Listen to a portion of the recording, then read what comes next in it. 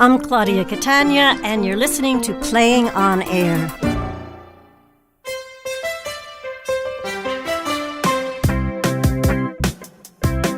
You're about to hear The Donor by Avery Deutsch, a recipient of Playing on Air's 2020 James Stevenson Prize for Short Comedic Plays. The prize, sponsored by Josie Merck, honors the humorous spirit of New Yorker cartoonist and playwright James Stevenson.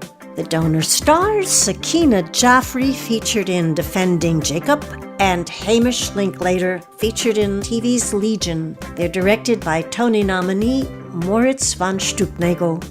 And now, The Donor. It is July of 2020. Suzanne and Mike are each self-quarantined in their own homes due to COVID-19. Suzanne is on her porch, Mike is on his couch, or perhaps at his desk.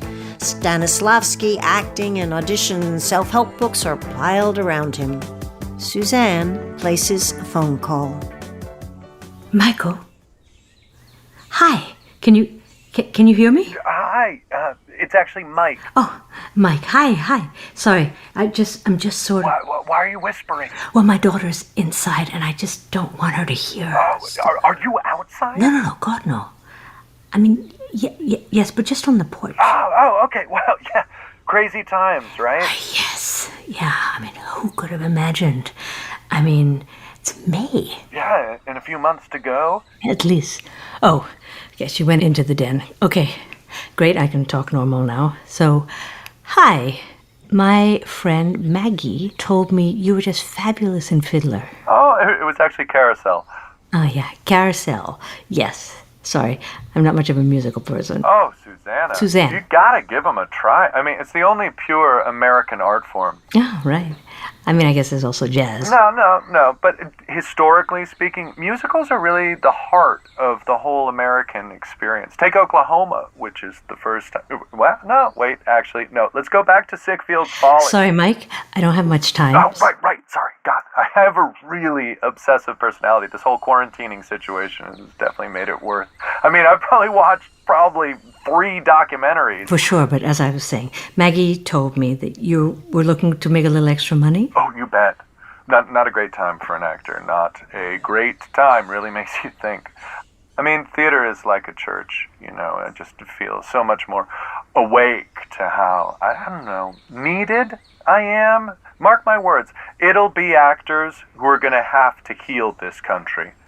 Mark my words. Definitely, but as I was saying, Maggie told me that you would be willing just to help me out and do a little freelance acting, so to speak. I mean, all acting is freelance, but yeah, sure. Great. So, I've run into a bit of a situation with my daughter. But it was too sensitive to explain over email? Yes, I mean, I'm not thrilled about it, so I'd rather not have it, in writing. Got it. Absolutely. Well, then I am your guy. Monsieur Discreet, they call me. A lot of temperamental showmances in my past, if right. you know I what bet. So my daughter's a sophomore at Lehigh. That's in Wisconsin. Pennsylvania. Ah, that's what I meant. Yes, so anyway, she came home early from school, obviously, and we've just had so much free time that she decided to reach out to her sperm donor. Whoa, a sperm donor. Wow, that's wild. Hey, I donated sperm. Really? How recently? 2017, 2018, the gig economy, right? Yeah, well, thank you for doing that. I mean, without men like you, my daughter wouldn't be here, so that's wow. I appreciate it. Yeah. Thank you. No, thank you for that. Yeah, sure, but right. But anyway, so my daughter was conceived through a sperm donor. So you're single? Well, yes. Yes, currently, yes. Wow. Me too. Oh, I'm a lesbian. Sorry, I'm a lesbian. Oh, wow. No, that's great. I was in Stop Kiss a few years ago. It's really important stuff. Mm-hmm. So when I had April, that's April, my daughter, when I had her, I was in a relationship, but we broke up about 15 years ago. So it's been me and April for a long time. Single motherhood, not easy. Yeah. No, actually, it's been great. Except when... Anyway, So April decided that she wanted to get in touch with her sperm donor. And, I think we're all looking for meaning right now. So I totally understand why she wants to reach out and make a new connection. For sure. And I really want to support her in it. Of course. But the problem is that I sort of made a little bit of a mistake. Uh-huh.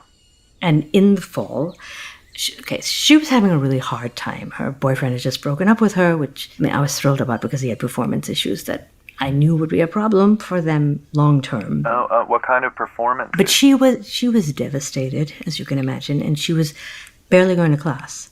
She was just so sad. First real heartbreak, So you had stamina problems? So I was just on the phone with her 5-6 times a day, just trying to get her through it. And it was at that time that I found out that her sperm donor had died. He died? Yes. A car accident, completely tragic. Wow! And because she was going through such a hard time, I just didn't really know how she would take it. So you didn't tell her? Exactly. I mean, I don't need to go into much more detail, but, it's complicated. She never met him. She never really wanted to meet him, but now everything is so much more urgent. Now she cares. And you still haven't told her? No. I mean, I waited almost a year. It just feels like it'll be too much. So that's where you come in. How so? This is a strange thing to ask someone. Okay, well, I'll just come right out and say it. Mike, I'd like you to pretend to be my daughter's sperm donor. What? Over the phone. Wow. For money, of course, for money. Sorry, I'm sort of thrown. Not what I expected. I completely understand. It's extreme. No. I'm thrown, but I'm interested. This is the kind of acting that could really have an impact, really change someone's life. Here's the thing. I really don't want you to change her life. I want you to be super nice and super boring. I want you to be so nice that she leaves feeling happy about connecting with you, but so boring that she never reaches out to you again. Oh, Suzanne. Suzanne. I don't know if I'm, your guy. Boring's not really my type. My acting teacher has described me more as the nice guy who did it. What's it? Murder. Wow. Yeah, well, Mike, I'm gonna ask you to step outside your type then. Huh. Sort of a career-defining role. Something no one's seen coming. Absolutely. Like Charlize in Monsters. I mean, I've never seen that, but yeah. That only really works if it's juicy, though. I mean, no one wins an Oscar for a boring character. Do you get where I'm coming from? Mike, I don't really have anyone else to ask. I don't know any other actors. So. You hop on the internet, I'm sure you could find someone who's more naturally boring. I can Venmo you $300 right now. It's a deal. Oh, okay, excellent. So, is there anything I should prepare for? Right, so I made a fake email for the sperm bank that I've responded to. Whoa, that's some secret agent stuff. Oh, well, and just call me Jodie Foster. Why? Oh, I don't know. I'd love to see her play a spy. So we've been emailing, and I'm going to say that we contacted you and that you'd like to chat, and then send along your phone number and email. Sure, send it along. And actually, come to think of it, I'll make a fake email for you too, and a fake name just so she can't Google you. Oh, idea. My email should be something super boring, like Dinosaur Dude 343. I was just thinking more like gregmitchell@gmail.com. Oh, how about I love Earth Science? I think let's just keep it simple. Do you mind if we practiced a little? Could I sort of, riff for a second, just figure out what's really going on for Greg Mitchell? Who's Greg Mitchell? That's the email you said. Oh, right. I was just picking a boring name. Right, but I heard it. I caught on. It's my gift, my vocation, my calling is listening, Suzanne. Suzanne. Would you be down for some improvisation?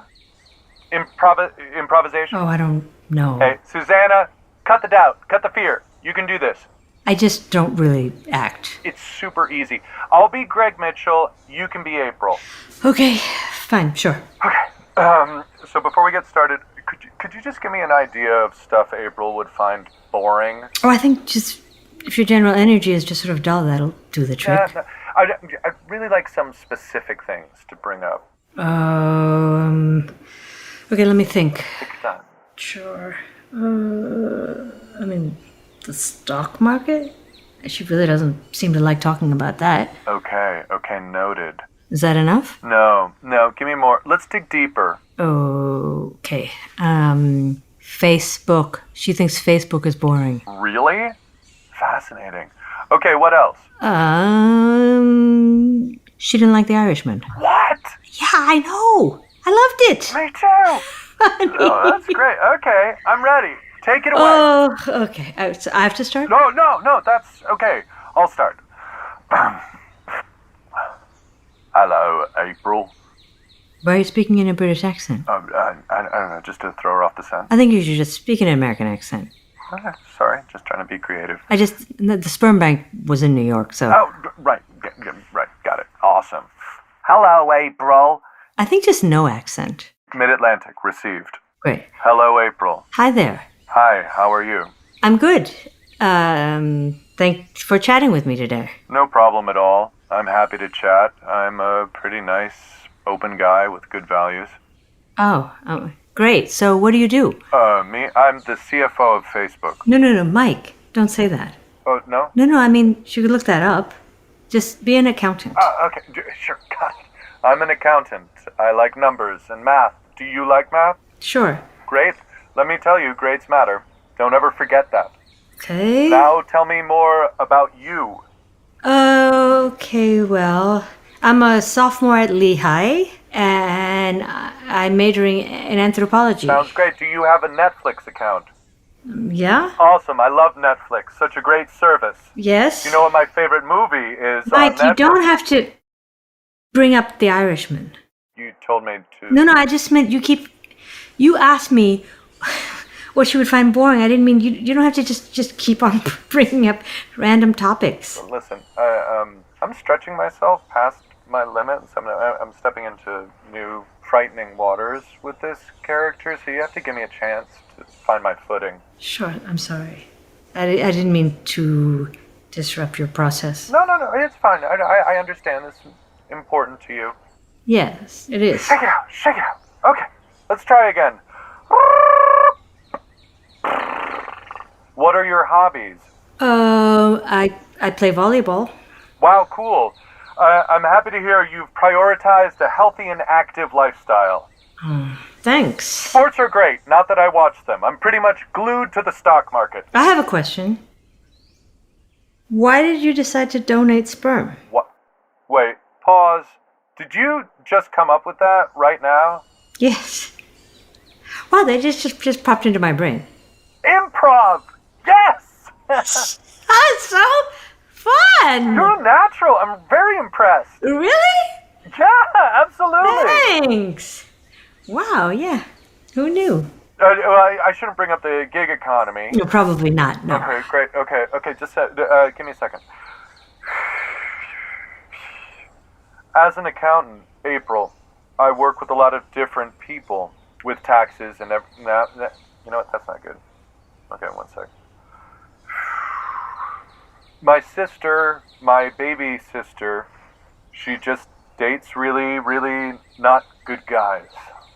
Guys who just take a lot and don't give a lot. And she had always wanted a kid, and so she decided to use a sperm donor. And at first I was nervous about her, raising a kid all on her own and all that. But then it felt like, why not, right? Took a few tries, but she got pregnant, and it just really, really turned things around for her. So I just thought, this is something I could do for someone, and it doesn't cost me a thing. And when you have the chance to do something for someone that makes their life easier, and it costs you really nothing at all, why not? Was that good? That was really lovely, Mike. Really? Thanks. Yeah, I really felt it for a minute. No, that was really, thank you for doing this. Of course. Great. So, I'll just I'll text you tomorrow once I set up the email account and everything, and we'll just make this happen in the next week. Perfect. I have a ton of free time, so... Right, same. Sort of wild, isn't it? Yeah, it is. It's nice to have your kid home, though. Oh, so nice. I mean, I'm not happy that she's missing school, but and watching TV together, cooking, reading. I haven't had her all to myself in so long. Right, I bet. 19, man. I never wanted to be home with my parents at 19. Exactly. And I think she's having fun. Of course, I mean, she misses her friends and all that, but it feels... Well, she hasn't said anything, so I don't know. But I think she's having an okay time. Can I ask you? Mm-hmm. Not that it's my business, but are you worried about her finding out about this at some point? And I don't know, it being something that's a problem between you two? I don't know. I'm hoping this will put it to rest. But don't you think she might want to meet her father? Her sperm donor isn't her father. What? I mean, biologically, yes, but this person was not a parent. This person was genetics. Right, but I don't know. Some people sometimes have wonderful connections with estranged parents. Well, estranged means they at one time were a parent. This is just a man who relieved himself into a cup, pardon my language. Okay. And either way, he's dead. No, yeah, that's true. It's just sort of sad, though. I mean, what if they'd really hit it off, right? Yes. It is sad. I mean, of course I'm worried about her finding out. It just... Look, really, I agree with you, but what's the other option? Just tell her he's dead? And that I lied, and so now she has to grieve two things? That her sperm donor died and that her mother is a liar? Yeah, my parents, they believe that parenting was about, preparing your child for a world being difficult. And I don't really feel that way. I mean... The world is hard, and I just believe parenting is about just when you can make things easier, do that. And I guess it's harder now because the world is just so relentless these days, and I just feel like this is my way of making her life easier. And right now, that's my goal. Does that make sense? No, it does. I mean, yes, it does, yes. It makes total sense. I'm definitely overthinking this. No, you're not. I mean, I spent many sleepless nights. I overthink everything. I take like 38 minutes to pick out a cereal. Sure. You're an amazing person, Susanna. Suzanne. Like, if you were a character in a play and I was playing you... If you were playing me? I'd be honored. I'd be like, to my agent, if I had an agent, I'd be like, get me that part. Oh, well, that's nice. You're super ethical, but then not. You're super honest, but then not. But all for your daughter. All for the love of your daughter. I mean, I think my daughter will still love me, either way. Right, but you don't know. You just don't know. And that's what drives you. That's where the fire comes from. Okay. Well, I think we're all done here. Definitely. I'm excited. Me too. Yeah. Yes. Me too. Yes. Yes. So you'll text me tomorrow with the email and everything? Yes. Yes. I'll text you tomorrow and we'll get the ball rolling. It's gonna go really well. Great. Yes, I think so too. Cool. Well, this has been awesome. Hey, listen, next time I relieve myself into a cup, so to speak. I'm sorry? Next time I donate sperm. Yes. Uh-huh. Next time I do that. Right. I'm gonna be thinking about you. And April. Oh, God. Talk soon!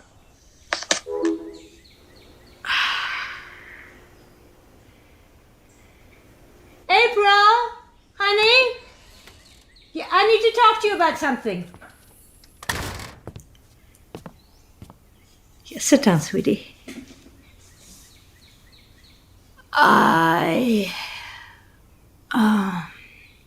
I messed up.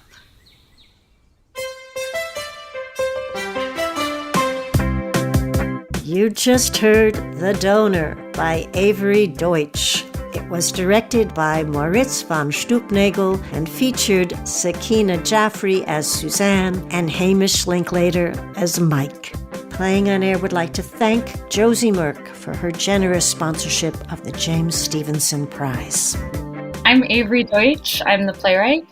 I'm Moritz von Stuelpnagel. I'm the director. I'm Hamish Linklater. I'm Sakina Jaffrey. Avery Deutsch, your play, The Donor, won our James Stevenson Prize for Comedic Short Play. Can you tell us how the germ of this play occurred to you? I guess it is based in some truth in that I do have two moms, and I was conceived via a sperm donor. And my sperm donor did pass away a couple years ago. The likeness ends there. My mom did not hire an actor to impersonate him. But she did tell me about it in this Mexican restaurant in Cincinnati, and I did really, really freak out. And I think it was, surprising for both of us that I had the reaction I did. And I found that to be a fascinating experience and complicated from a few angles. So for a while, I've had it kind of on the back burner. You should know that Hamish and Sakina's jaw dropped, and it remained dropped throughout her little discussion. Given that dinner in Cincinnati you mentioned, it's amazing that you arrived at this kind of humor in this play. I suppose maybe I'll write something else about it someday that'll be less funny. But I thought that this was, a unique opportunity to get two people on the phone together who I thought would be fun characters to hang out. Yeah, I don't know. I guess humor does play a big part in how I move through the world. I'd like to read that the tragedy of the death of my sperm donor. I think I'd read that too. I just think comedy is just a brilliant way of being able to laugh at complicated or painful or awkward situations. I think, to have enough perspective to sort of step back and find the funny of something somehow makes it easier to sort of, understand in a lot of ways and not take so seriously. And I think in this moment where everything feels high stakes all the time, it's a big pressure valve, especially on serious subjects. When we can find the space to laugh, it's really beautiful. I think whenever you're talking about comedy, you should go to Meet the Parents. They say everybody has an inner clown, and usually when you're at school and they have the day where all the students, I didn't go to school like this, but they have the day where everybody presents their clowns, and the clown teacher will always say, and there is your mother, and there's your father. So I think we all process joy, trauma, all of it in a way that just meet the parents is all I can say. But I think Avery did such an amazing job. There's a banality to Mike's character, and a depth of the traumatic incident is just lifted by the appearance of this guy, and I think that's fantastic. A lot of the humor in The Donor focuses on Mike's profession. Do you think actors get a fair shake in this play? It's one of those things where the play is poking fun at actors, but all the jokes are jokes that only actors would enjoy. I wrote this a month into quarantine, and I think I was just feeling very in touch with how silly and ridiculous sometimes it feels to be an actor. Mike feels very close to home to me. And also in another way, I was thinking about how there is a version of this where Mike is just like, cool, yeah, okay, I'm on it. And he really wants to do very well at it, which I think is a very nice quality in a person, even if he's a little annoying. I really appreciated how loving you were towards the character of Mike and towards actors in general. I just felt you conveyed the wonderfulness about how actors want to use their imagination to get to the truth and to be of service. While it was very funny how he does that poorly, but still his intention is really to help this lady out. And I just really applaud that. Yeah, he's totally invested. I think it's beautiful. I think the earnestness with which he approaches his quote-unquote art is hopefully how a lot of us approach our work. There's a preciousness to him that is so funny and heartbreaking, too. Like, he's trying to matter in this little world. Yeah. Suzanne discusses two child-rearing approaches, the one Suzanne's father took with her and the path she's been taking with her daughter, April, which is to smooth the way and protect her from life's hard turns. Which routes did your parents take, do you think? I do overpraising, sort of inflation of ego parenting. Like, that is so much better than your friend could do.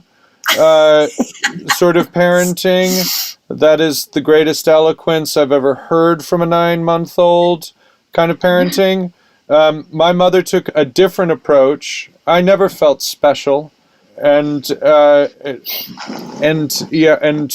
this sentence, how it's sort of like dribbling off at the end, makes me think Mom was right.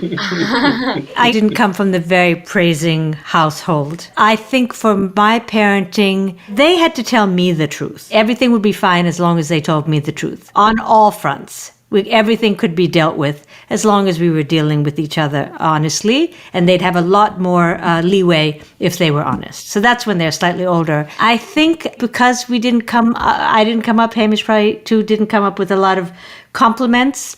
If you can say something nice, say it. But then I definitely remember like the children doing like jumps off of the sofa and a somersault, and we were the Olympic team, and we'd always give them a 10 or a 9, or so there was always that sort of like, they do some fall, ta-da, and then we'd say not 10, so there was a lot of positive reinforcement like that. My brothers and I, they're 16 and 18 years younger than me. So my parents completely shifted in that generational thing. So with me, my parents are immigrants. And so like many children of immigrants, it's like, you're going to do great. You're going to go out and excel. And that's what we expect of you. And then for my brothers, they're kind of, bulldozer parents of like, let's clear every obstacle out of their way so they can just sort of ease forward in the easiest way possible. And I sort of look over and be like, what? Well, how come But, And Avery, another question along those lines, you certainly hear about people looking for their donor siblings. And is that something that enters your mind or doesn't enter your mind? Yeah, I have thought about it. There was a Boston Legal episode that aired when I was in middle school about someone who actually accidentally dated their sperm donor sibling, and that episode really traumatized me. So I definitely would like to. I just have not done it yet, but I plan to, and I know that I do have a few siblings at least out there, or half siblings. Thank you all. This was wonderful. You've been listening to Playing on Air, great American short plays with great American actors. Assistant producers, Rachel Creedberg and Adithya Pratama. Marketing and Education Manager, Shelley Horwitz. Development, Lila Becker. Assistant to the Artistic Director, Eric Judson. Theme music, Tom Cochan. Recording and sound design, John Kilgore. Audio editing, Rachel Creedberg. Playing on Air is distributed by PRX, Public Radio Exchange. For Playing on Air, I'm your host, Claudia Catania. Thanks for listening.